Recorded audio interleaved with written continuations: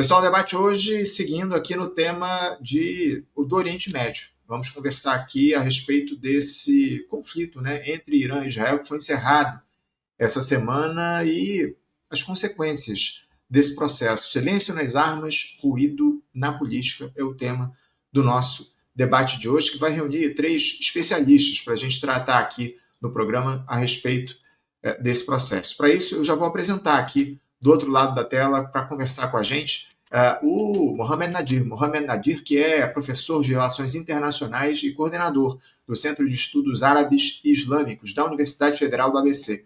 Professor Mohamed Nadir, bom dia. Bom dia. Bom dia, Anderson.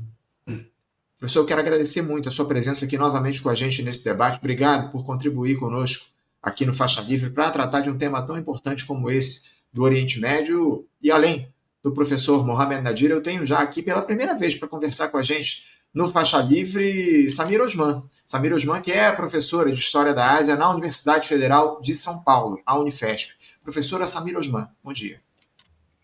Bom dia, Anderson. Bom dia a todos, todas. Nessa madrugada, né, Anderson? Brinquei dizendo que era um programa de madrugada. Brincadeira. Mas é um prazer estar aqui com vocês, com o Mohamed, com o Paulo. Será um prazer a gente participar desse debate nesse momento tão importante. Prazer nosso recebê-la madrugando aqui no Faixa Livre, viu, professora? Muito obrigado pela sua presença aqui no nosso programa. E como ela já adiantou aqui para a gente, a professora Samira, eu já tenho aqui do outro lado da tela um comentarista já de longa data do nosso programa. Eu me refiro a Paulo Velasco. Paulo Velasco, professor de Relações Internacionais na Universidade do Estado do Rio de Janeiro, a UERJ. Professor Paulo Velasco, além da Fundação Getúlio Vargas. Professor Paulo Velasco, bom dia. Bom dia, Anderson. Um prazer mais uma vez participar do Faixa, né, para debater um tema tão importante. É uma honra estar com os colegas aqui nesse debate. Prazer sempre nosso recebê-lo aqui no Faixa Livre, professor. Muito obrigado por novamente você estar aqui para fazer esse diálogo tão importante com a gente. Eu acho que num momento histórico fundamental, porque esse recente conflito entre Irã e Israel, encerrado na última terça-feira após uma intervenção dos Estados Unidos no fim de semana, bombardeando usinas nucleares iranianas, mobilizou armamentos de alta tecnologia, drones, mísseis balísticos, enfim, armas inclusive nunca antes utilizadas, provocou o temor de que nós poderíamos estar aí às portas da Terceira Guerra Mundial, do poderio bélico dos envolvidos e das ameaças que foram feitas, inclusive, pelo Donald Trump. Ainda assim, esse processo foi tratado por parte da grande imprensa como um episódio pontual e controlado. No entanto, quando a gente olha com mais atenção para o que está em jogo, a gente percebe que esse embate ultrapassa as fronteiras dos dois países, Irã e Israel, e toca em disputas geopolíticas profundas, com o declínio da hegemonia estadunidense na região, a disputa por influência entre potências regionais e a permanência da lógica imperialista que estrutura o Oriente Médio desde o fim do Império Otomano e o pós-colonialismo europeu. Nesse contexto, pensando a partir de uma perspectiva crítica, quais são os sinais mais relevantes, ou quais seriam os sinais mais relevantes que esse conflito nos dá sobre a reconfiguração do Oriente Médio? Eu queria começar o nosso debate por aí. Estamos diante de uma mudança estrutural no equilíbrio das forças na região ou apenas de uma reafirmação com novas roupagens da dominação por potências externas e da exclusão sistemática dos povos árabes e persas dos processos decisórios sobre os seus próprios destinos? Eu queria começar pelo professor Paulo Velasco. Como é que o senhor vê essa questão, professor? Acho que é cedo ainda, Anderson, né, para a gente afirmar de fato, né, uma reconfiguração, né, no cenário geopolítico do Oriente Médio, né, mas vemos, né, sem dúvida alguma, um embate, né, de forças, né, que aponta, né, certamente para, né, algum tipo de mudança ou de alteração. É fato, né, claro, né, que existe um empenho, né, muito grande por parte dos Estados Unidos, né, e seu grande aliado regional, que é Israel, né, de consolidar, né, uma presença e uma hegemonia que é muito marcante, né, ao longo das últimas décadas. Toda a violência, né, e o silenciamento, né, de povos árabes, né, e persas na região vai muito nesse sentido. Né, o que a gente tem visto aí desde outubro de 2023 na faixa de Gaza, né, é uma comprovação inequívoca, né, de fato das pretensões de Israel, né, no sentido de afirmar sua presença, sua hegemonia, o seu controle, né, o silenciamento, né, de qualquer forma de resistência e, evidentemente, o silenciamento também, né, do clamor, né, mais do que natural e necessário para a consolidação e construção de um Estado palestino ali na região. Somado a isso, né, vemos o enfraquecimento, né, do poderio regional e geopolítico do Irã nos últimos tempos, né, isso ficou muito flagrante nesses 12 dias de guerra, um Irã que tem tido seus aliados regionais, né, enfraquecidos muito por força também das ações ou de Israel ou dos Estados Unidos, né, eu me refiro particularmente ao Hezbollah ali no Líbano, né, vimos toda a campanha israelense no ano passado, né, que enfraqueceu, né, a presença, né, desse grupo ali no país, o próprio Hamas, né, que enfrenta uma situação dramática na faixa de Gaza desde outubro de 2023, também se mostra enfraquecido, os Houthis no Iêmen, né, que dialogam de maneira importante com o Irã também, né, tem sido alvo, né, de ataques, especialmente no início desse ano, por parte dos Estados Unidos, né, e mantém ali uma presença no Iêmen, mas, né, também, né, já mostram algum sinal de enfraquecimento. E não podemos deixar de lembrar, por exemplo, também, né, a própria queda do regime do Bashar al-Assad em dezembro, né, que dialogava também bem com Teherã, né, e a ascensão do HTS, né, traz dúvidas também, né, sobre esse parceiro que até pouco tempo dialogava bem com o Irã, né? Então, né, vemos um Irã que revela, do ponto de vista geopolítico, também uma fraqueza, né, uma diminuição do seu peso, né, da sua envergadura, da sua projeção. Claro que mantém laços importantes, né, com milícias xiitas, né, em países ali da região, né, especialmente no Iraque, mas em outros também, né, mas isso mostra, né, mais uma vez, uma estratégia mais ampla por parte de Israel e dos Estados Unidos, né, de tentar consolidar, né, uma força de Israel ali de maneira muito clara, né. Eu resgato ainda uma outra informação, Anderson, né, também relevante, né, que foi justamente no primeiro mandato do Donald Trump, o empenho do presidente norte-americano em reduzir um pouco o isolamento de Israel em relação ao mundo árabe, e aí tivemos naquele contexto os acordos de Abraão, né, Bahrein, Emirados Árabes, né, negociando relações diplomáticas com Israel, e quase a Arábia Saudita chegou a fazê-lo, né, num processo que certamente foi interrompido pelo 7 de outubro de 2023.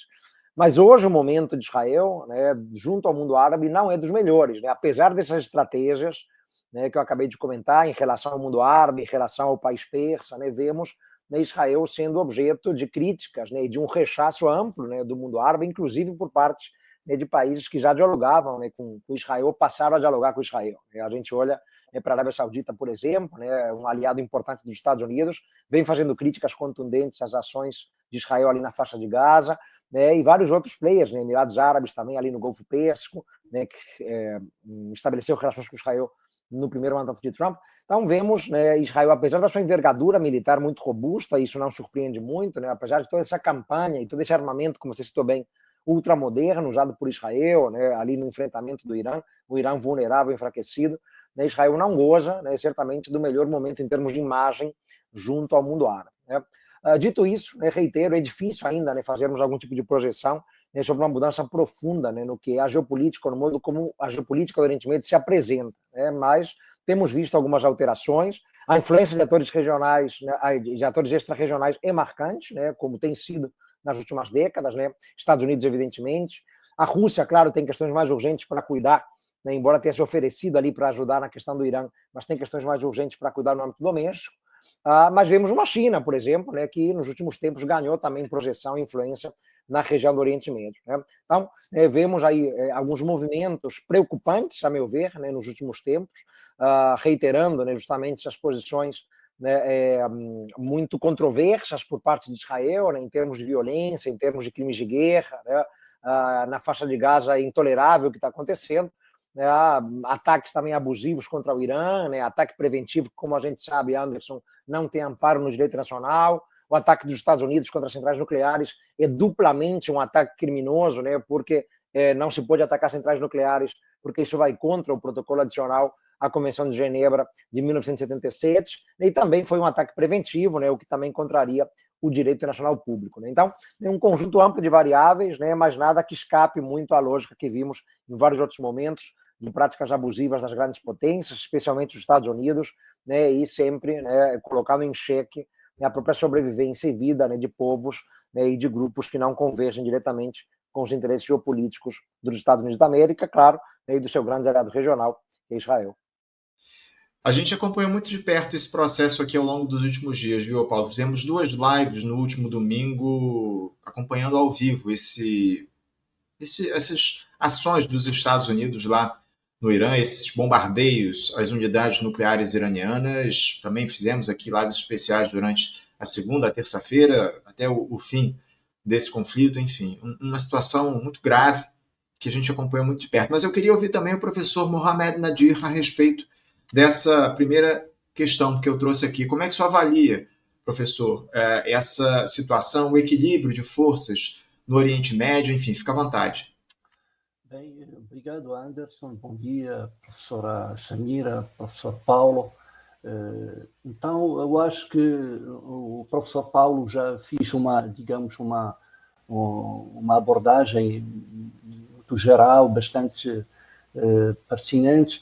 Eu acho que também que o equilíbrio de forças ficou um pouco abalado nos últimos dias, né, com a guerra de 12 dias. Eu acho que Israel mostrou, de certa forma, com o apoio dos Estados Unidos, sem dúvida nenhuma, e os outros países também, Inglaterra e outros, mostrou que, de certa forma, digamos, um poder esmagador, né, de dissuasão, não só de dissuasão, mas, sobretudo, de esmagar os seus adversários, né.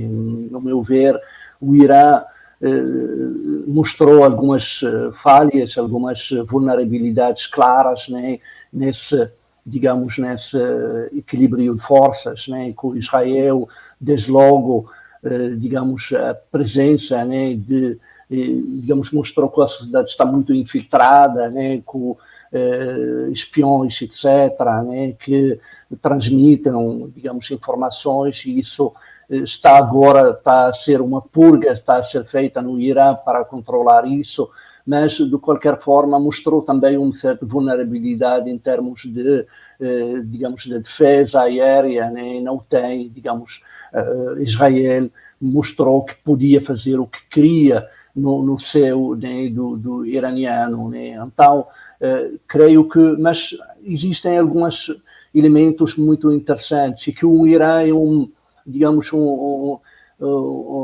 diria uma palavra, animal diplomático, né? Ele é capaz, de negociar e de sair com os resultados com menos danos, né? Eu acho que, apesar de tudo, né, o regime se mantive coeso, e o regime iraniano se mantive coeso e mais forte, provavelmente, apesar que sabemos que a sociedade iraniana é uma sociedade,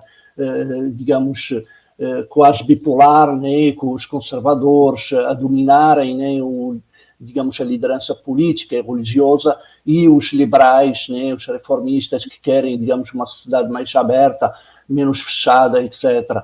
Acho que o regime iraniano consegue sair com menos danos, como eu disse, na medida em que consegue preservar o regime, que é a cúpula religiosa, sobretudo Khamenei, e, de certa forma, também, se rearmar novamente, se reorganizar novamente. Eu acho que Sabalo mostrou algumas fraquezas, mostrou a nível interno, a nível externo também, e mostrou que o Irã não está, aquele eixo, né, aquele eixo que, assustador, que fazia medo da resistência, né, na região do Oriente Médio. Agora, obviamente, vamos ver nos próximos tempos, nos próximos anos, como é que o regime vai reagir, como é que vai reagir internamente, como é que vai tentar, uma coisa que ficou clara, de que certamente sem arma nuclear, o Irã vai ser bombardeado, vai ser, alvo, e se calhar isso pode funcionar como uma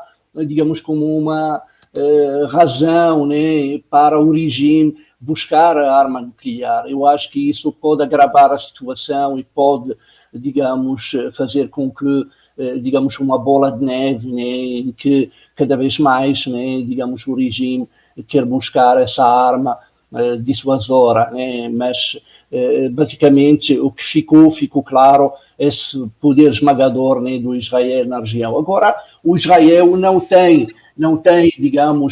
razão para, bombardear tudo isso foi feito fora do direito internacional, né? Como António Guterres ontem falou, diz que está a ser rasgado a Carta Internacional de Direitos Humanos, de Direito Internacional, Direito Humanitário, etc. E isso coloca em xeque, né, tudo, digamos, o aparato, né, que nós temos desde a Segunda Guerra Mundial.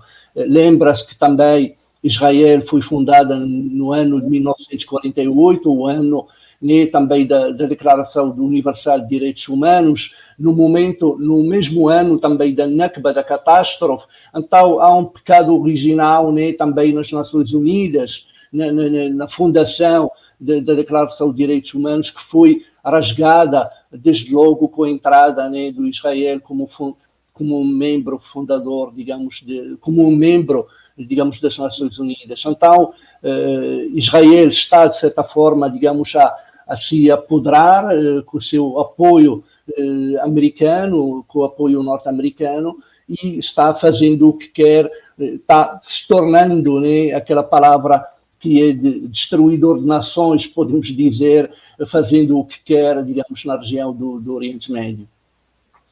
Obrigado, professor Mohamed, pela sua primeira intervenção aqui com a gente. Eu vou passar a palavra já para a professora Samira também, para ouvi-la a respeito do que disseram o professor Paulo, o professor Mohamed. Como é que a senhora vê essa questão, professora Samira?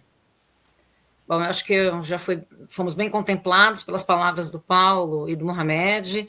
Achei perfeitas colocações. No entanto, eu queria, então, talvez ir para uma outra vertente, que é justamente opor duas intervenções aqui, duas intervenções, né, do peso que foram das questões militares em relação à Síria e ao Irã. O que a gente viu na Síria foi não só a queda do regime, mas o que a gente está assistindo hoje é sua retaliação, né? Eu acredito que daqui a alguns anos a gente não vai ter mais entidade chamada Síria, né? Assim, talvez vários estados e algo, né, que abarcaria uma Síria restrita ali em Damasco e região. Estou trazendo a Síria para o debate para mostrar justamente que eu acho que o Irã, de alguma forma, saiu, aliás, para mim, de uma grande forma, saiu fortalecido desses ataques, né? Em vários sentidos. Eu acho que, primeiramente, como o Mohamed apontou, primeiramente a questão da espionagem, mostrou uma vulnerabilidade interna que bem conhecemos, acho que isso será revertido, né? Ou seja, aliás, isso já vinha sendo mostrado, né, com os diversos ataques e assassinatos que vinham ocorrendo dentro do país, mas essa colaboração direta, né, da oposição iraniana com o Mossad e as decorrências, né, das explosões e assim por diante, eu acredito que o Irã vai reverter essa sua segurança interna e de uma forma bastante dura. Por outro lado, eu também vejo essa posição do Irã em relação aos acordos nucleares, né? O Irã fazia parte, né, dos acordos de não proliferação de armamento nuclear e já anunciou que vai sair, né? Então, isto já coloca uma outra peça desse xadrez, né? Porque até então, né, ainda que se acuse o Irã, né, de estar produzindo armas nucleares de uma forma não autorizada, vamos dizer assim, pela comunidade internacional, agora essa mudança de posição vai mostrar exatamente, né, que o Irã mudou efetivamente de lado e não há mais acordos, né, nem como foi no primeiro governo Trump, nem com essa tal comunidade internacional. Aliás, é isso que o Irã tem apontado, né, mostrado, né, essa questão, ao dizer que ninguém, né, nenhuma dessas instituições que incluíram o Irã nos acordos de não proliferação de armamento nuclear se manifestou quando o Irã foi atacado, sabendo, né, que o Irã realmente, né, não tinha nenhuma bomba, nenhuma arma nuclear. Então, eu acho que agora o Irã se fortalecerá, para mim, eu acho que essa é a questão, porque eu acho que ele tem vários exemplos, né, recentes como anteriores, por exemplo, sua vizinhança no Iraque, né, e a própria invasão do Iraque em 2003, com a justificativa, né, de também, né, procurar as tais armas atômicas, né.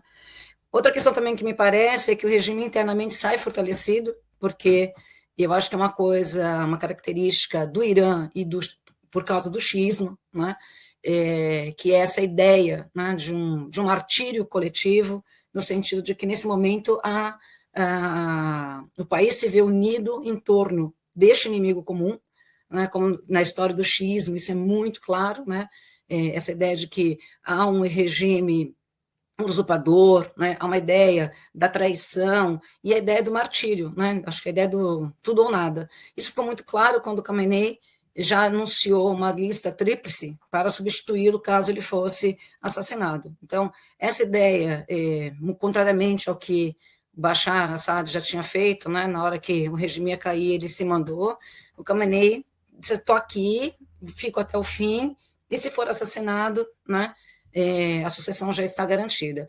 E, do ponto de vista do México, isso acabou fazendo com que as oposições ao regime, porque existe oposição, obviamente, Mohamed disse isso, concordo plenamente, há oposição, mas nesse momento de um ataque externo, há uma ideia de um denominador comum, somos nós contra eles, né?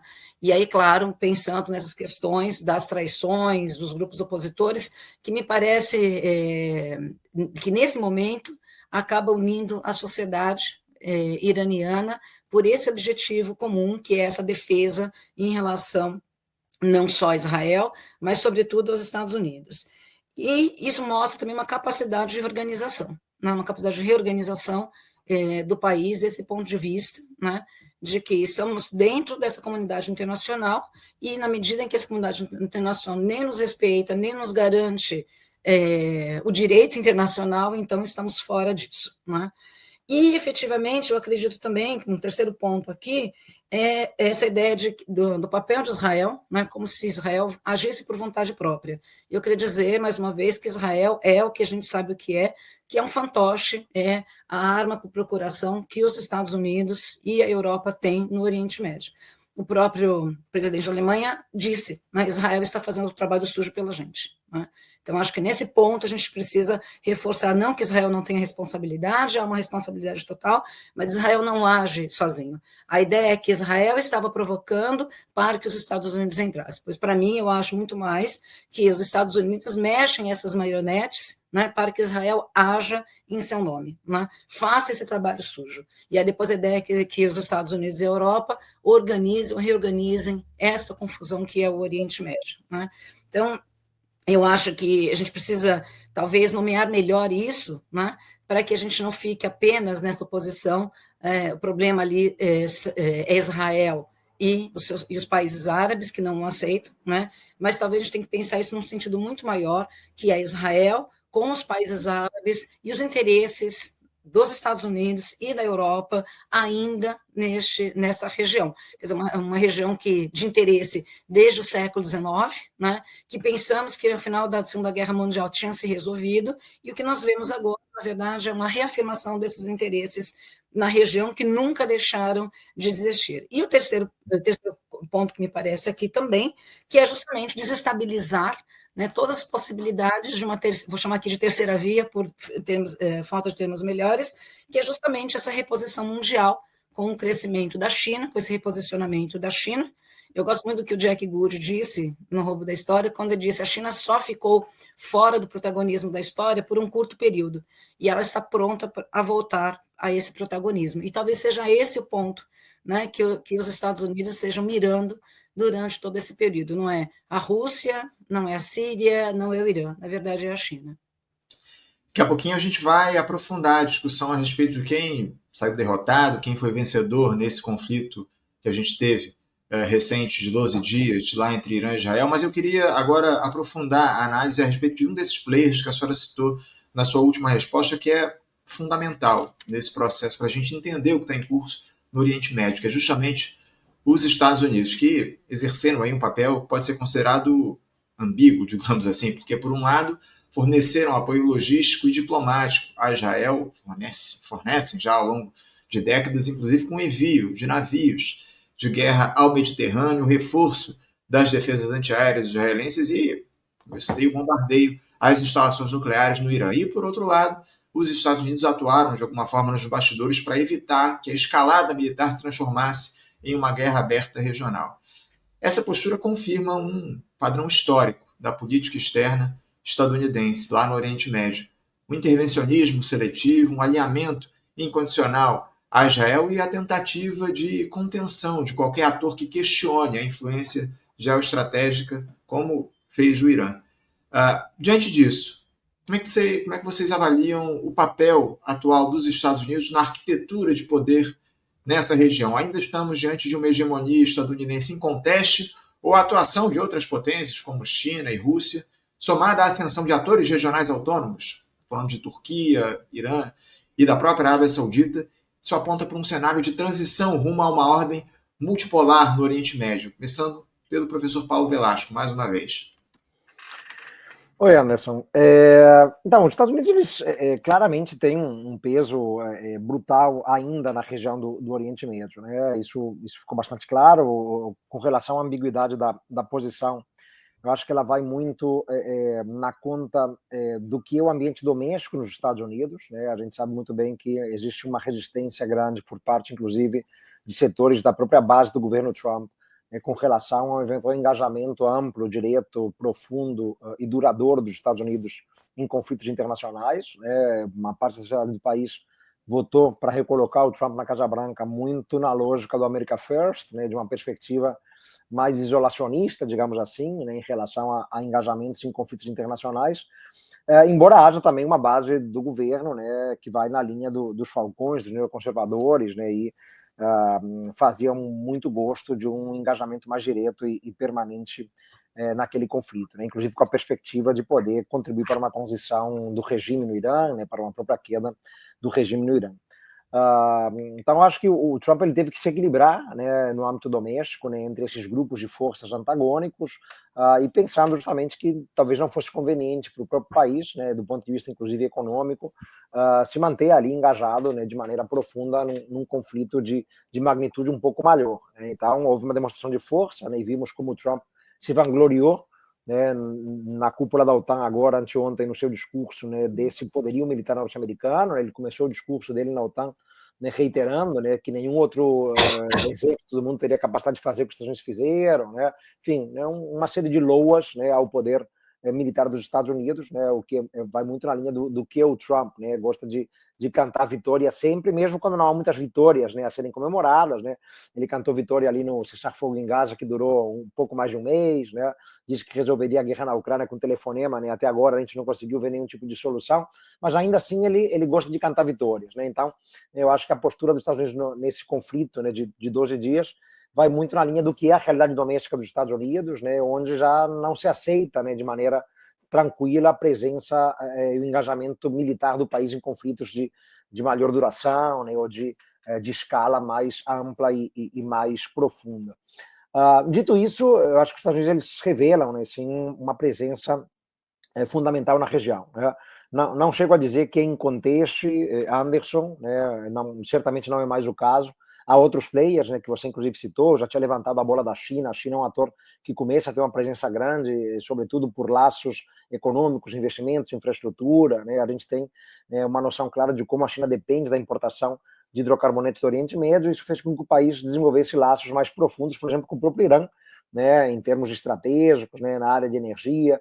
Então há uma presença chinesa maior, né, o que não era tanto o caso quando olhamos, né, para décadas recentes. E a Rússia é um player que, bom, desde o contexto ali da União Soviética, se mantém muito atento à geopolítica do Oriente Médio, mas, reitero, não tem muitas condições de se engajar mais e melhor, né, hoje em dia na região, né. Vimos que, né, quando da queda do Bashar al-Assad, né, a Rússia não teve muito como fazer nada, né, em dezembro para tentar, né, manter esse seu aliado ali no poder na Síria. Com relação a atores regionais, né, eu acho que destacar a figura da Turquia é fundamental hoje em dia, né. A Turquia é um player que tem relações também, muitas vezes, não tão fáceis de ler e de interpretar na região do Grande Oriente Médio, né, porque se relaciona bem com alguns players, né, mas se relaciona mal com aliados desses próprios players, com quem dialoga bem. Então, é uma relação dúbia, né. A Turquia, naturalmente, tinha uma postura hostil ao governo do Bashar al-Assad, mas mantinha um diálogo positivo com o Irã, né, que, por sua vez, né, apoiava o regime do Assad, só para dar um exemplo, né? Mas é um player que tem ganhado envergadura, né? A gente reconhece, né, como o governo do Recep Tayyip Erdogan, né, ele tem, né, de fato, o empenho, né, em afirmar a Turquia como uma potência, não só no âmbito regional, né, mas no âmbito global de maneira mais ampla, né, colocando-se como potencial mediador, inclusive para crises, né, fora da região, né, a Turquia buscando intermediar uma solução ali na guerra na Ucrânia, por exemplo. Mas é um ator-chave. pelos interesses que tem ali, né? Vimos as tensões com a Síria, né? Na época da Guerra Civil, a questão dos curdos, que é muito sensível sempre para a Turquia. Então, é um país, né, que está fora aí, né, desse âmbito do mundo árabe, evidentemente, né, mas que mantém uma presença forte com a região, e ainda mais quando se pensa no governo do Erdogan, né, que tem promovido uma islamização crescente, né, do governo turco.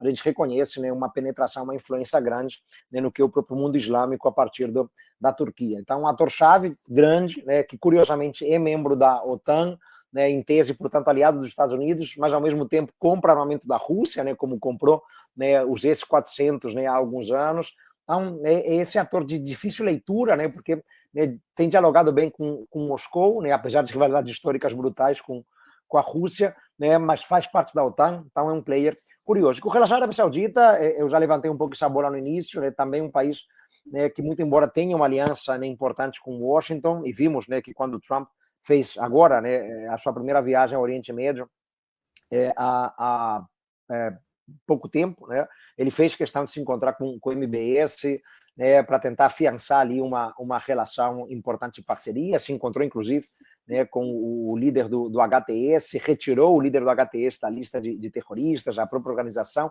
Enfim, a Arábia Saudita tem um papel importante nesse âmbito, mas, reitero, né, tem tido uma postura muito dura e muito crítica a Israel, ao mesmo tempo, né, por todos os abusos praticados por Israel, especialmente ali na faixa de Gaza, né, mostrando, né, todo esse desconcerto do mundo árabe, né, com o que está acontecendo ali, né, com os palestinos, de maneira bastante ampla e dura e traumática, eu diria, na faixa de Gaza, né?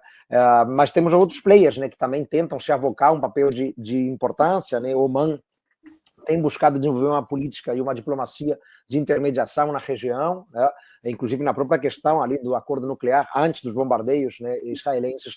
Oman era quem tomava para si, né, algum tipo de esforço diplomático, tentando se colocar como uma potência de alguma relevância, coisa que o Catar também faz, e também o Catar não é um ator de fácil leitura, né, porque, ao mesmo tempo que tem uma grande base militar dos Estados Unidos ali em seu território, é a maior e mais importante de todas, atacada, né, ou que tentou ser atacada pelo Irã na última quarta-feira, né, também tem laços importantes com o próprio regime iraniano, dos países, né, árabes do Golfo, né. O Catar é tradicionalmente aquele que dialoga melhor com Teherã, né, além de ter vínculos, né, com grupos, né, em toda a região, né, grupos hostis a Israel, inclusive.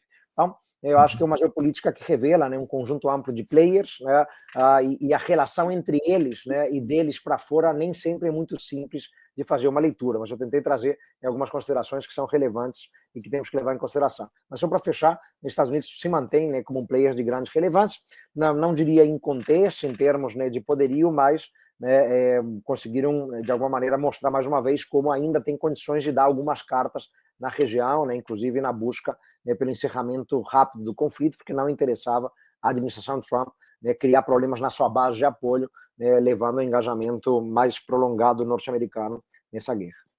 Obrigado, Paulo. Obrigado pela sua intervenção. Professor Mohamed, vou lhe passar a palavra também para o senhor fale, enfim, a respeito disso que eu trouxe, né, dessa hegemonia estadunidense no Oriente Médio. A gente ainda está diante de um processo onde os Estados Unidos têm essa relevância toda na região, enfim, sua vez.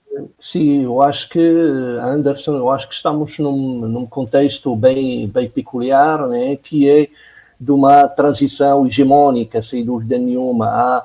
Há de fato, digamos, sinais de fraqueza dos Estados Unidos como um Estado, como um império, né, portanto, as últimas manifestações, né, digamos, nos próprios Estados Unidos mostram um descontentamento, né, social que a sociedade norte-americana sofre, né, portanto, portanto, isso mostra, digamos, alguns elementos de fraqueza do império, né. Existe o trabalho, né, bem feito do Emmanuel Todd, o francês demógrafo, sobre a decadência do Ocidente, que analisa muito bem, né, os Estados Unidos. Digamos, ele dá um exemplo muito curioso, que é as grandes universidades norte-americanas, Harvard, Princeton e Yale, já não têm mais aqueles estudantes, né, brancos, protestantes, etc., mas tem asiáticos, né, então, isso para mostrar que, digamos, o profile, né, dos Estados Unidos está mudando, né, e o perfil também dos Estados Unidos a nível global está mudando, não é mais aquela, digamos, aquela força dissuasora, né, até a própria forma como o Donald Trump parou a guerra, né, tentou, e na fala dele, digamos, podemos entender isso, e disse, não, esta guerra parece uma guerra de crianças, os dois estavam em guerra, ou tinha que intervir para parar a guerra, etc. Mas, de certa forma, está escondendo que, digamos, que os Estados Unidos não é mais apta para, digamos, grandes aventuras, né, guerreiras, né, tal como aconteceu no Irã, no Afeganistão, tal como aconteceu no Iraque em 2003, no Afeganistão em 2000, etc., e, portanto, isso também são sinais de que os Estados Unidos não é mais capaz de intervir no mundo como intervia antes. Claro que, digamos, ela continua, digamos, um ator relevante, né, no passado, desde a Segunda Guerra Mundial até hoje, mas eu acho que esse processo, né, que se tem desde a Segunda Guerra Mundial até hoje está se culminando a seu fim. E há outros, digamos, atores relevantes estão surgindo, né? O professor Paulo falou da Turquia, falou da Arábia Saudita, falou de Oman, de Qatar, etc. Eu creio que isso mesmo, né? Estamos perante vários atores, Emirados Árabes Unidos, temos que dizê-lo, lembrá-lo, e também a Rússia e a China. A Rússia, quer não, quer sim, digamos, é um ator importantíssimo dentro da Europa, está utilizando uma guerra de desgaste da Europa, da União Europeia, pela guerra na Ucrânia. Não, o Putin parece que não quer, digamos, resolver o assunto enquanto, digamos, esse problema, enquanto, digamos, a Europa não vergar, não render-se, né? E depois nós temos a China, a grande China, que é um país misterioso. A China, para entender a China, temos que entendê-la na longa duração, né? Não no curto plano, né? Portanto, a China joga na rota da seda, no cinturão. Ela quer, digamos, enverdar o mundo à volta dela através, digamos, da economia, digamos, uma economia que é, de certa forma, vai fazer com que a China criar, digamos, um leque de alianças económicas e não alianças, digamos, militares da dissuasão, como os Estados Unidos têm feito. Então, eu acho isso, acho que a China continua, e acho que também que tanto a Rússia como a China tentaram nos bastidores fazer parar essa guerra, né, entre Israel e o Irã, e também fazer parar, digamos, a ofensiva norte-americana contra o Irã. Isso está claro, ao contrário, né, digamos, Estados Unidos e Israel iam até o fim, até a mudança do regime. Acho que é isso que me parece. Obrigado, professor Mohamed. Quero passar a palavra agora para a professora Samira a respeito disso, a respeito dessa importância dos Estados Unidos na região, essa hegemonia do imperialismo por lá, enfim, e a ascensão de outros atores ali no Oriente Médio. Sua vez, professora, por favor. Eu queria dizer que os Estados Unidos acabaram, era o fim do império, seria minha vontade dizer isso, né? E que essas 2 semanas demonstraram exatamente essa possibilidade de acabar com os Estados Unidos. Infelizmente, não posso trazer essa boa notícia, mas eu acho que também se demonstra, obviamente, que os Estados Unidos têm o maior arsenal do mundo e assim por diante, esse grande poder militar, não podemos negar isso, é um país que tem investido isso desde sempre, né? No entanto, eu queria fazer um comentário em relação à forma como os Estados Unidos atuaram, né, nesses ataques ao Irã, né? Primeiramente, claro, com apoio logístico a Israel, e, por outro lado, acreditando que bastavam os ataques aéreos para minar a resistência iraniana. E as próprias palavras do Trump, né, quando ele comparou, né, os ataques aéreos ao lançamento das bombas atômicas em Hiroshima e Nagasaki para acabar com a Segunda Guerra Mundial. Ele fez essa comparação infame, né? Ele pode ter feito essa comparação para mostrar esse teatro, porque é um grande teatro que ele está colocando em cena, esse script que ele elaborou. Por outro lado, demonstra que os Estados Unidos não querem, ou não podem, ou aprenderam que não podem invadir um país, como fizeram, por exemplo, com o Afeganistão, né? E mesmo se a gente pensar no Iraque, do ponto de vista bélico da invasão, invadir o Iraque é muito mais fácil, né? Foi muito mais fácil, porque a gente está pensando numa questão geográfica, mas permite invasão aérea, entrada de tropas. Isso não poderia acontecer no Irã, né, como já demonstrou, a história já demonstrou várias vezes em relação ao Afeganistão, né, a invasão britânica, soviética e mesmo dos Estados Unidos, uma questão geográfica, né, a gente está falando de regiões montanhosas, no Irã tem deserto, né, colocar as tropas em terra, né, seria quase um suicídio aí militar, né, porque dificilmente os Estados Unidos conseguiriam manter essas tropas, abastecê-las e depois retirá-las, né? Então, de alguma forma, aí a história das intervenções americanas e outras invasões a esses territórios mostrou alguma coisa, né? Que essa invasão não seria possível. Ao mesmo tempo, né, que a gente considera, tirando a questão do poderio militar, pensar no ponto de vista desse jogo político dos Estados Unidos, embora ele tenha mostrado a sua força, né, de negociação, então a reunião da OTAN serviu para isso, a exigência de que também mais países contribuíssem, a Espanha disse não vamos contribuir mais, não vamos tirar dinheiro, né, de coisas sérias para esse armamento nuclear, também demonstra, né, essa reconfiguração que era o tema da primeira pergunta, e eu acho que o Paulo trouxe um papel importante aí, que são esses atores, né, talvez coadjuvantes, mas que na região têm um papel fundamental, e aí a gente não pode desvincular isso dos Estados Unidos, né, e aí acho que temos questões muito dúbias aí, né, enquanto, por exemplo, a Arábia Saudita claramente está... de qual lado ela está, sabemos, é ao lado de Israel, ainda que não tenham acordos assinados, é ao lado dos Estados Unidos, embora possa gritar e dizer somos contra, né, o que está acontecendo, a gente sabe que a Arábia Saudita tem interesses na região, né, que é justamente do isolamento total do Irã, né, e não só o isolamento político, regional e assim por diante, mas porque nós estamos falando das questões das reservas de petróleo, né? A gente pode esquecer ainda do papel que o Irã tem nas maiores reservas mundiais, né? Então, há um interesse de enfraquecer esse regime e, de alguma forma, dominar economicamente, regionalmente, esta região.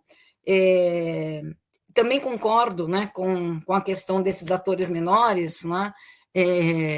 O Qatar, que a gente nunca sabe para que lado joga, né, para que lado vai, se é resistência, se não é resistência, se está fazendo acordo, se não está fazendo acordo, mas eu acho que o Qatar tem mostrado suas caras desde a Copa do Mundo, né, quando fez o jogo com a FIFA. A Copa vai ser nesse lugar, vai ser nessa data, depois não vai, pode ter álcool, não pode ter álcool. Então o Qatar, eu acho que é o enigma da esfinge, a gente não sabe exatamente para que lado o Qatar vai.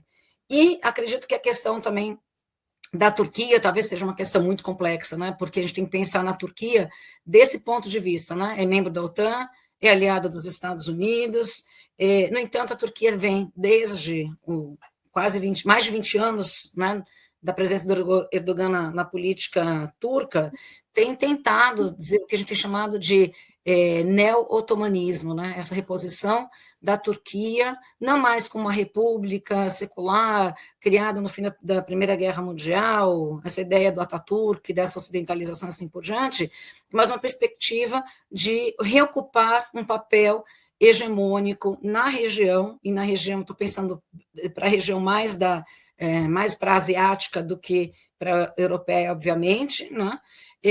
Mas, sobretudo, um reposicionamento religioso, né? Porque, assim como o xiismo no Irã, né, tem essa marca, a Turquia sai de um xiismo, de um sunismo, vamos chamar aqui, moderado, né, ou secularizado, que é o projeto da República Turca, né, desde 1923, e é justamente essa ideia de uma nova onda islâmica, né, que, de alguma forma, é um reposicionamento em relação à Arábia Saudita, né, e uma ideia de que estamos entre uma moderação e um viés mais religioso, né?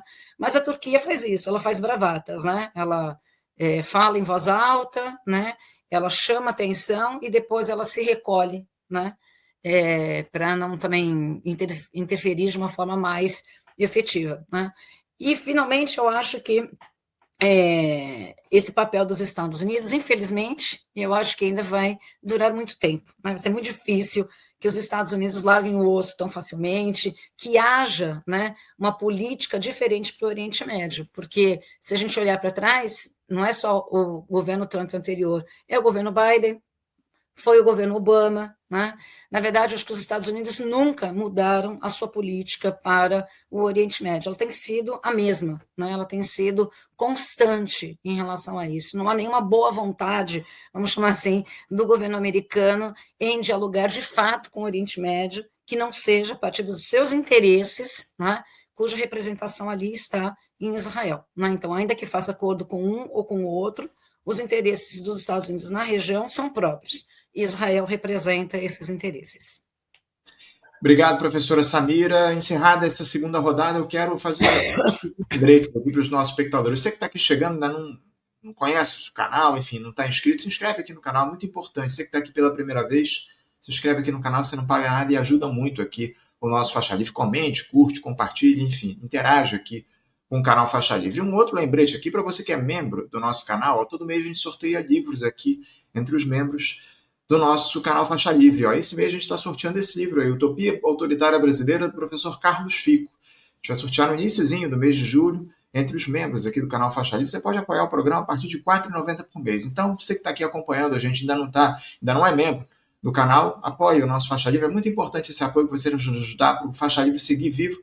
E no final do mês você vai concorrer ao livro do professor Carlos Fico. Aliás, no iniciozinho do mês de julho, o livro Utopia Autoritária Brasileira, publicado pela Editora Crítica, onde o professor Carlos Fico faz aí um apanhado do que foram as tentativas de golpe de Estado no país ao longo da história. Enfim, recomendo muito essa obra. Então, apoie aqui o nosso programa e concorra ao livro do professor Carlos Fico, Utopia Autoritária Brasileira.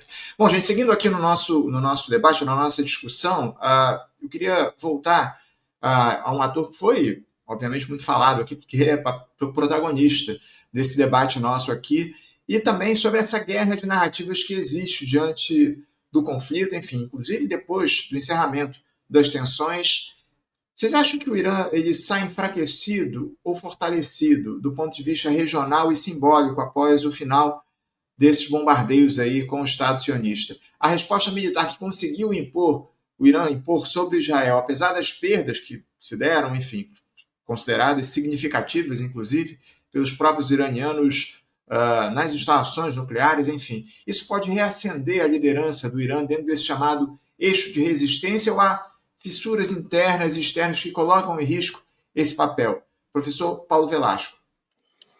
Esse é um ponto fundamental, Anderson, né? Eu acho que bom, evidentemente, quando o conflito foi encerrado, né, vimos os três atores cantando vitória, o que é muito natural, né? A questão da guerra de narrativas. Mas eu acho que o Irã conseguiu resistir melhor do que alguns pensavam, né, em termos de regime, no que é o regime. Né? Chegou a se aventurar ali no início da ação militar israelense a possibilidade de mudança de regime. O próprio Donald Trump chegou a aventar, né, essa perspectiva e possibilidade. A gente sabe muito bem, né, como dentro do Irã a situação não é fácil, existem vozes, né, críticas ao regime, né, há uma oposição bastante dura, que não é de hoje, né, mas que naturalmente ela via também, né, na ação israelense uma oportunidade, né, de eventualmente pressionar. Vimos até a figura, né, do filho do Reza Parlev, que se parece muito com o pai, inclusive aparecendo, né, vindo a público, né, o que poderia indicar ali, né, uma pressão ocidental, né, uma vontade de, a partir, né, de um resgate do que seria a dinastia do Shah, né, restaurar uma monarquia, né, autoritária, como a gente sabe, né, porque, né, a gente não pode deixar de reconhecer isso, né, uma monarquia muito caótica, violenta e autoritária, né, como a que tivemos com o Shah Reza Parlev. Então, eram indícios preocupantes, né, inclusive, né, se levantava a bola de que poderia haver um descolamento, né, entre a guarda revolucionária e a liderança religiosa do país também, né, tentando identificar ali algum tipo de desencontro e de fratura dentro do próprio Irã. Mas quando o conflito se encerra, né, isso não fica claro, né, o que dá a entender de fato que não aconteceu, essa fratura ela não se amplia, e eu acho que a própria resistência, né, que foi conseguida ali pelo Irã, né, claro, dentro de todas as limitações que nós já levantamos, as vulnerabilidades que existem, sim, não podemos fechar os olhos para ela, né, eu vou muito na linha do professor Mohamed, né, me surpreendeu, né, a facilidade com que Israel, né, conseguiu controlar o espaço aéreo, pelo menos da parte mais ocidental do Irã, fazendo bombardeio sem nenhum tipo de dificuldade, né, isso muito por força, né, dos ataques no ano passado a capacidade de defesa antiaérea iraniana, mas apesar da vulnerabilidade militar, eu acho que em termos políticos o regime ele ganha um fôlego interessante, inclusive no sentido de se afirmar como um player que conseguiu resistir a esse assédio brutal. E mesmo no que tange às instalações nucleares, eu tenho lá minhas dúvidas de se efetivamente a ação norte-americana significa um dano irreversível. Me parece que não. E tenho repetido nos últimos dias, em uma série de análises, Anderson, que acho que a ação do último sábado dos Estados Unidos pode muito mais ter incentivado o Irã a ir à frente e talvez levar as últimas consequências do programa nuclear, reconhecendo que se tivesse armamento nuclear e atômico, na linha do que o professor Mohamed também comentou, certamente não teria sido feito com o país o que foi feito. E aí a gente pode fazer um paralelo, por exemplo, com outras intervenções americanas ou ausência de intervenções. Os Estados Unidos fizeram intervenção duríssima no Iraque, fizeram intervenção no Afeganistão, mas decidiram negociar e dialogar com Kim Jong-un na Coreia do Norte, porque evidentemente a Coreia do Norte tem armamento atômico, então o tratamento da Coreia do Norte é diferente. Então, se havia alguma dúvida no Irã acerca da importância de ter esse armamento dissuasório, essa dúvida foi dissipada no último sábado. E o país certamente tem condições de reverter os danos que foram causados. Então, mais uma vez, o que poderemos ver, não digo para amanhã, Anderson, mas o que poderemos ver, talvez, no médio prazo, seja mais uma vez os Estados Unidos tendo buscado uma estratégia completamente equivocada, porque vai trazer efeitos no lado oposto do que eles esperavam. Como aconteceu com vários outros tipos de intervenção norte-americana, a gente viu o que aconteceu no Iraque, a gente viu o que aconteceu na Líbia, a gente está vendo, eu concordo 100% com a professora Samira, o que está acontecendo na Síria. Então, são casos muito equivocados de ação militar norte-americana, colecionando erros no Oriente Médio. Bom, desde ali, os anos 80, quando a gente pensa nos apoios que foram dados pelos Estados Unidos para tentar contrarrestar a influência da Revolução Iraniana também, ou da ação soviética no Afeganistão. Então, são décadas e décadas de erros norte-americanos. Tá? Eu acho que o Irã sai melhor do que parecia que sairia quando a gente olha para a metade do conflito ali, quando o conflito estava com 5, 6 dias de guerra, talvez alguns aventassem um colapso do regime, não aconteceu. Então, acho que o regime saberá talvez tirar dividendos disso e buscar algum tipo de resgate da sua legitimação interna, sobretudo, mas também no âmbito regional, Anderson. Obrigado, professor Paulo. Professor Mohamed, eu quero lhe ouvir também, mas eu aproveitava, vou trazer aqui uma participação de um espectador nosso, um questionamento aqui do Leandro Parra. Ele pergunta o seguinte: camaradas debatedores, existe alguma fratura significativa na burguesia do Irã e nas forças militares, capaz de insuflar silenciosamente uma mudança de regime no próximo período?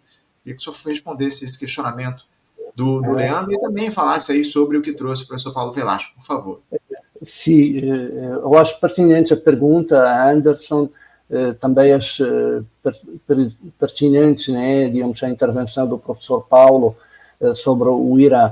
Volto a repetir que o Irã é um país muito peculiar, na medida em que é um país xiita, o xiismo, como falou a professora Samira, tem uma peculiaridade, que é o seguinte, que é não só martírio, mas também, sobretudo, a ideia de sacrifício, a ideia da vítima, da vitimização durante muitas décadas, mais de 1 século e 400 anos, então, mais de 1000 anos e 400 anos.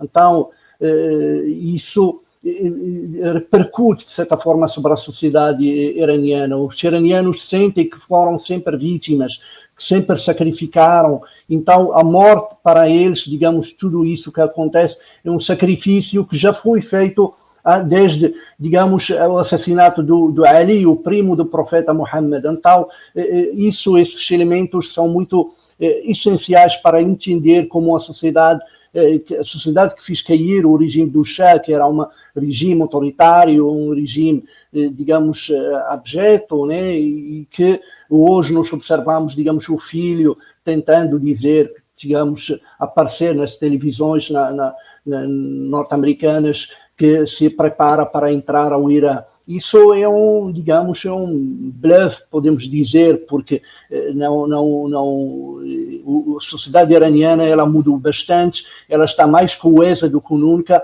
Claro que tem fissuras no meio, etc., pela espionagem, mostrou que é uma sociedade infiltrada, etc. Mas eu acho que esse ataque norte-americano, essa intervenção norte-americana e os ataques do Israel vão fazer com que o país se une novamente sobre o regime e, de certa forma, se consolidar. Eu acho que isso, além disso, digamos, para países como a Rússia, as grandes potências, Rússia e China, não vão deixar de maneira nenhuma cair o regime iraniano pelo fato de digamos, de representar para eles, digamos, um eixo de resistência maior. Portanto, não só o eixo de resistência, digamos, iraniano, que vai desde o Mediterrâneo, com o Hezbollah, até os Houthis no Mar Vermelho, no Bab el-Mandeb, mas, sobretudo, um maior, digamos um maior eixo de resistência que é feito pela China, pela Rússia, pela Coreia do Norte, etc., esses países que estão fora do sistema internacional, que contestam o sistema internacional tal como está. Então, esse grupo de países, eles têm uma relação muito conflituosa com o sistema internacional na medida em que acham que este sistema, digamos, hegemônico, depois da Segunda Guerra Mundial, ele é injusto e, portanto, tem que desmontar esse sistema internacional baseado, digamos, na dissuasão, na força, digamos, nos ataques, nas invasões, etc., tal como apontam para os Estados Unidos, o que é verdade. Os Estados Unidos, desde a Segunda Guerra Mundial, têm mostrado, digamos, centenas e centenas de ataques e invasões. Portanto, isso vem no sentido de que tanto o Irã como os outros países, as outras potências contestadoras, que os chamam os contestadores, né, a Rússia e a China, se sentem ainda mais, digamos, coesos entre si e a necessidade de aproximar esses países entre si. Lembramos que no passado, o ano passado, digamos, houve demonstrações militares entre a Rússia, a China e o Irã no Pacífico, e isso mostra que esse grupo de países está mostrando, de certa forma, coesão. Então, eu acho que, mais uma vez, por mais que, digamos, os ataques norte-americanos e israelitas mostraram, digamos, algumas fraquezas do regime iraniano, esse regime, digamos, vai se manter, vai se consolidar, vai sentir, digamos, na necessidade de se unir perante um adversário, perante um inimigo. Então, eu acredito que não é, digamos, o fim, digamos, da guerra, mas o fim de uma batalha que vai, digamos, se estender sobre médio e longo prazo, né, em que vamos ter que observar muito atentamente, né, o desenrolar desses avanços. Mas uma coisa é certa, os Estados Unidos está numa situação, digamos, enfraquecida, né? Até o tempo e intervenção, eu ataquei, voltei, como declarou Donald Trump. Isto tudo mostra, digamos, que ainda, digamos, em preparação dos Estados Unidos e a impossibilidade dos Estados Unidos entrar numa aventura militar de longa duração. Então, eu acho que o regime iraniano vai jogar na longa duração, vai se manter, vai resistir e vai tentar jogar nesse como falei, no longo prazo, portanto, tal como os outros, tal como a China também está jogando na longa duração, está tentando, digamos, transformar, digamos, o mundo a sua maneira, né? A sua maneira e a seu perfil, que é, digamos, a economia, o fortalecimento da economia, das infraestruturas, etc., coisa que os Estados Unidos não faz. Ela está perdendo o mercado à escala global. Os Estados Unidos não têm mais, digamos, ninguém quer mais trabalhar, digamos, tirando os países do Golfo, que continuam, digamos, protegidos por Estados Unidos e chantageados por Estados Unidos. Eu acho que, digamos, esse núcleo de países vai, de certa forma, tentar jogar no desgaste da potência norte-americana e da própria Israel na região. Obrigado, professor. Vou já ouvir a professora Samira aqui também a respeito dessa questão do Irã. Fica à vontade, professora, a sua vez. Anderson, vou pegar o gancho que você falou sobre o filho do Mohamed Reza Pahlavi. Eu também fiquei impressionada com a semelhança com o pai. Quando eu vi a imagem, parecia que eu estava vendo o próprio Mohamed Reza Pahlavi. E queria chamar a atenção, pode ser uma curiosidade, mas fala um pouco sobre esse regime, que é o nome dele. Ele se chama Ciro, né? Então, uma referência ao Império Persa, né? Essa tentativa que o regime do Shah, né, da dinastia Pahlavi, teve de reviver esse Império Persa. E achei extremamente... Na hora que começaram os ataques ao Irã, me vem exatamente essa ideia salvacionista da monarquia, né? Como se a monarquia representasse a liberdade, né? E o regime atual representa a opressão, e agora vamos libertar o Irã desta opressão. Como se o regime do Shah, né, como se a dinastia Pahlavi não tivesse sido não só opressiva, mas um regime extremamente violento, né? A Savak está para o Mossad, né, em relação à sua própria população. Então, a gente não pode esquecer esse passado. Por outro lado, a gente tem que lembrar que essa revolução está aí chegando aí a uma idade avançada, né? O que significa dizer que a população hoje do Irã, que é majoritariamente jovem, nem viveu o regime do Shah, nem viveu a revolução. Portanto, para essa população jovem, esse regime talvez já tenha se tornado obsoleto, né? Essa população jovem está altamente escolarizada, também quer mudanças, né? No entanto, né, ao ter esse ataque afrontoso a essa soberania, isso fez com que essa população também se voltasse a apoiar esse regime, né? Então, nesse sentido, eu acho que a revolução foi reavivada, né, nesse sentido deste inimigo interno, mas também desse inimigo externo. Então, se a revolução vivia esse momento de crise, de dúvida, e esse incentivo externo de que é preciso mudar o regime tem que cair, né, esse regime é obsoleto, eu acho que o efeito foi contrário, né? Isso também fica muito evidente, por exemplo, quando todas as questões hoje, em sequência, né, dos ataques, a questão do papel das mulheres e o eterno problema do véu, do hijab, do chador, do que a gente quiser chamar aí. Essas explicações sempre culturalistas, né? Como se o problema do Irã fosse as mulheres usarem o hijab, o chador, né? E assim por diante. O que me faz me lembrar e parafrasear um texto da Laila Bulurhud, né, quando ela trata sobre a questão da invasão do Afeganistão e a desculpa, né, a Laura Bush dizendo sobre estamos invadindo o Afeganistão para salvar as mulheres afegãs, né? Então é mais ou menos essa ideia, estamos bombardeando o Irã para salvar essas mulheres iranianas. A pergunta que a Laila fazia em relação as mulheres querem ser salvas?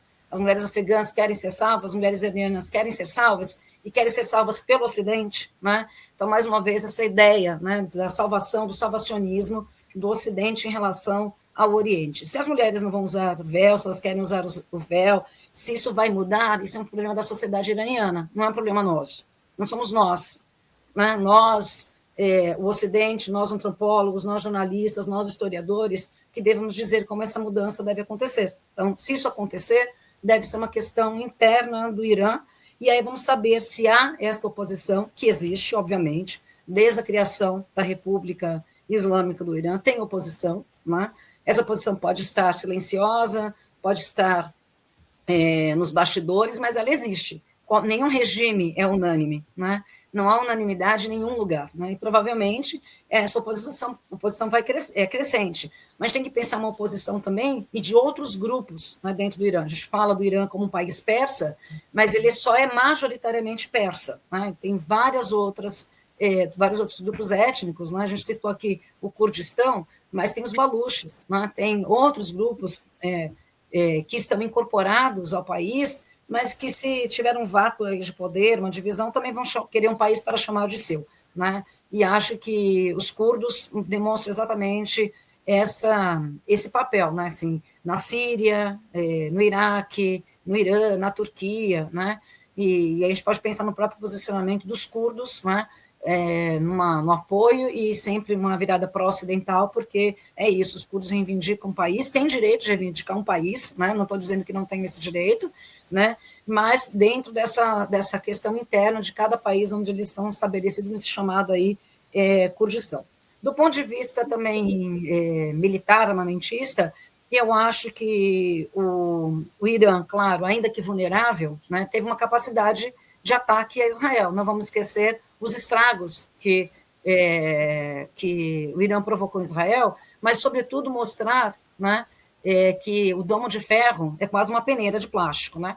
Porque se fosse ele um domo de ferro, como sempre se aventou, então não teria feito nem estrago, né? E a gente viu, ou se a gente não viu, porque a mídia hegemônica não vai mostrar, né, o que foram os ataques a Tel Aviv e em pontos estratégicos importantes de Israel, né? Então, eu acho importante também a gente mostrar essa vulnerabilidade de Israel em relação ao Irã. Claro, né, não vamos também exagerar, dizer que eles têm o melhor armamento, não tem, né?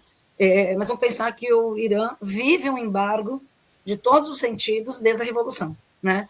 Então, a gente não pode esquecer como esse país conseguiu se reconstruir nesta região, né, numa vizinhança que é extremamente hostil a ela, né? Primeiramente porque, já falamos aqui, o Irã não é árabe, portanto, ele não é bem visto em países árabes. O Irã é xiita, né, portanto, não é bem visto em relação aos sunitas. Então, a gente tem uma série de questões aqui para colocar como o Irã resistiu, né, a essa questão da revolução. E, por outro lado, também colocar essa ideia de que o Irã, claro, que ele é um ator político e, portanto, ele buscou aliados na Síria, o Hezbollah, o Iêmen e assim por diante, mas uma ideia de que o Irã exporta a sua revolução, o seu modelo de governo, né? Eu acho que depois de quase 50 anos, vamos chegar a 50 anos dessa revolução, e o que é a revolução, o regime e assim por diante, está restrito ainda ao Irã, né?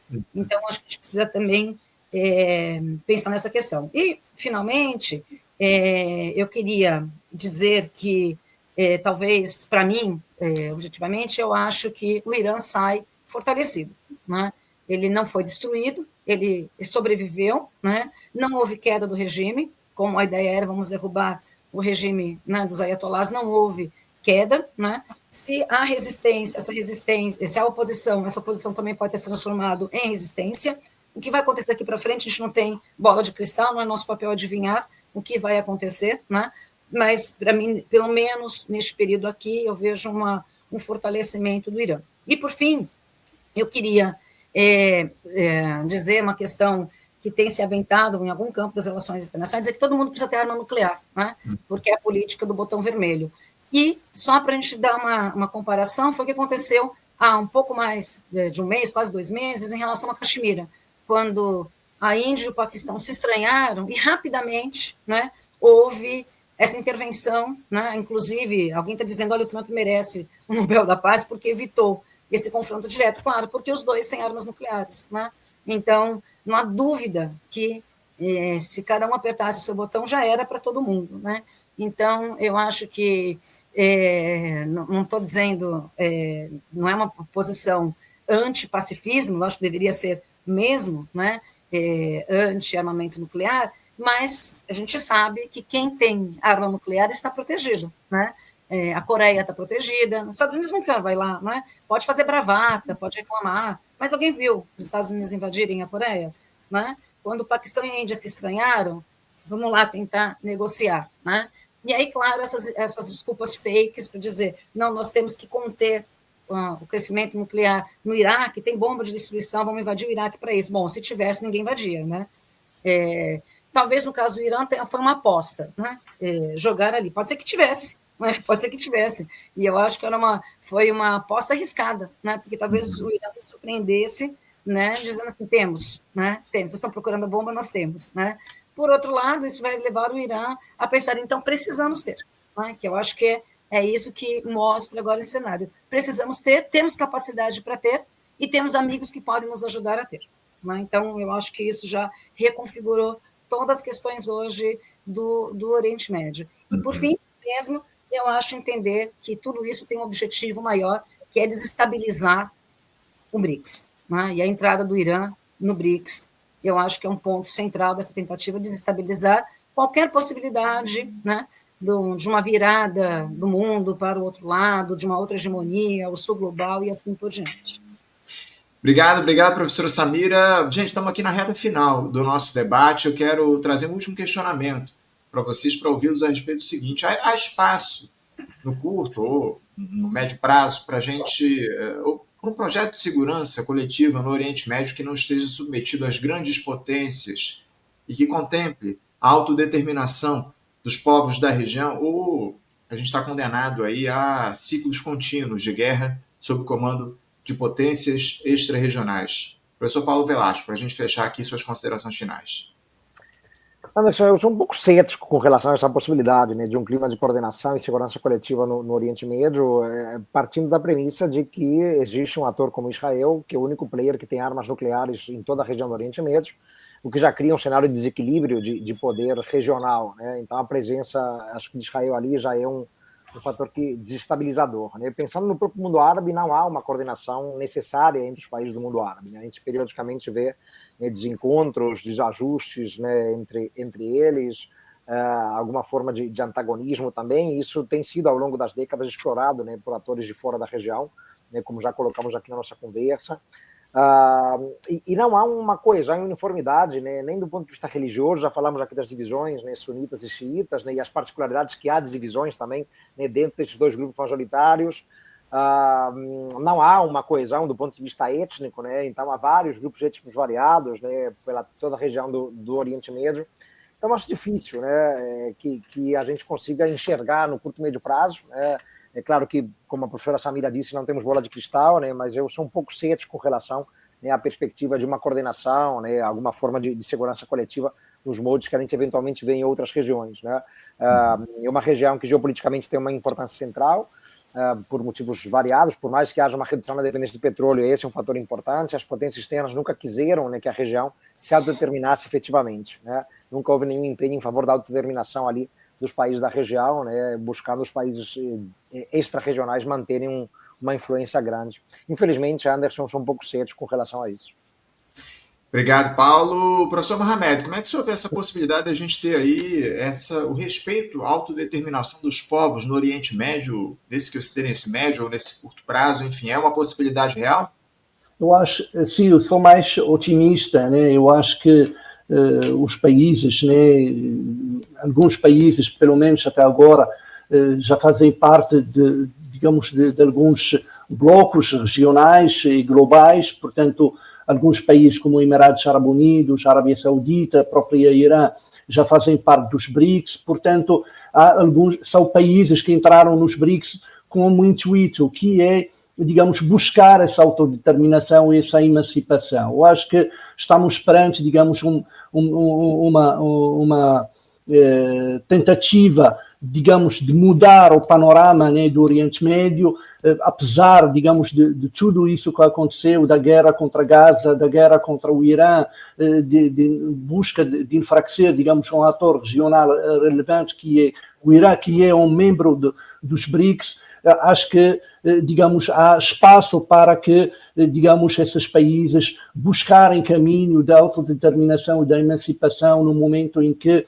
digamos, o Império norte-americano está em sua decadência, né? Eu acho que também essa guerra também contra o Irã mostrou que, digamos, que o Israel não tem, digamos, fronteiras. Ela tem, digamos, arma nuclear e ela tenta, digamos, se aproveitar, digamos, da sua arma nuclear, do seu armamento que é fornecido pelos Estados Unidos, e, portanto, esses países vão entender que o futuro, digamos, deles passa pela emancipação, pela busca por uma verdadeira autodeterminação que leva, digamos, à independência nacional e maior autonomia.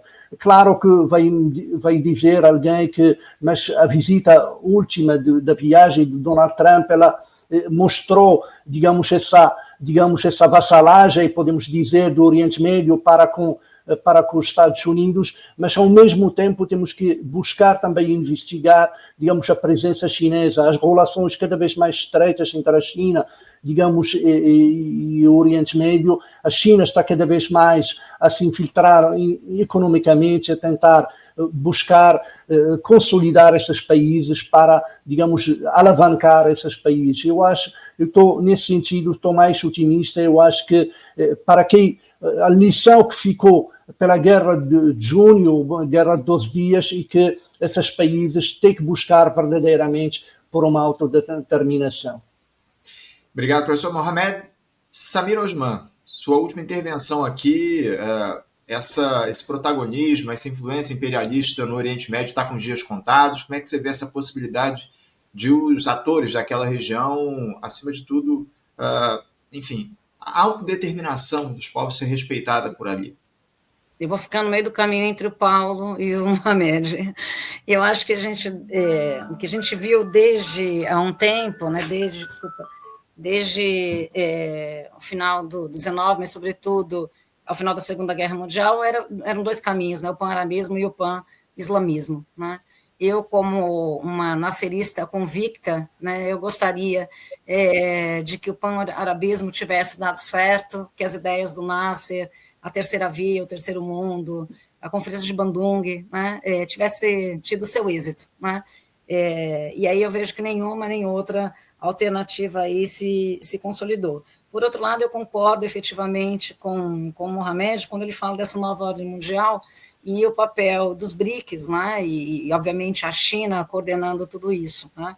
E aí me leva também a pensar todas as primeiras medidas do governo Trump, que a gente viu como uma maluquice, né? Tá ali provocando, etc. Não, ele quer atingir a China, né, desestabilizar esse novo papel mundial da China, quando ele falou da questão da anexação da Groenlândia, a retomada do Canal do Panamá, porque o que ele estava mirando, com certeza, né, não era nem a Dinamarca, nem o Panamá, nem o Canadá. A mira dos Estados Unidos do Trump é a China, né? Então, desestabilizar o BRICS, a nova Rota da Seda, essa incorporação global e mundial aí, de novos caminhos, de novos investimentos, a ideia do BRICS, inclusive de uma nova moeda, de uma moeda unificada. Então, acho que a gente não consegue, claro, pensar isso no futuro, mas eu acho que a gente consegue visualizar alguns passos aí que demonstram essa possibilidade de uma nova ordem mundial. Claro que a gente não vai ver daqui alguns anos, talvez nem algumas décadas, mas eu acho que é um desenho